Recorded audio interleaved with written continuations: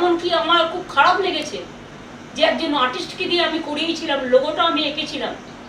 আপনাদের আমার উপর রাগ থাকতেই পারে, যেটা দেখে আমাদের ছোট ছোট ভাই বোনেরা স্পোর্টস লাভাররা গিয়ে সেলফি তুলত, এবং ফিফা যে আন্ডার-17 খেলা করেছিল সল্টলেক স্টেডিয়ামে, তারা সেটাকে অ্যাপ্রিসিয়েট করে দিয়েছিল, সেটাকে ভেঙে উড়িয়ে দিয়েছেন নিজেদের নামে স্ট্যাচু করবেন বলে।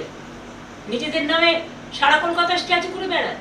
আজকে আপনারা করবেন, কাল ক্ষমতায় থাকবেন না, কালকে অন্য যারা আসবে একই পথ তারা অনুসরণ করবে। ওই আমরা তো এটা করিনি।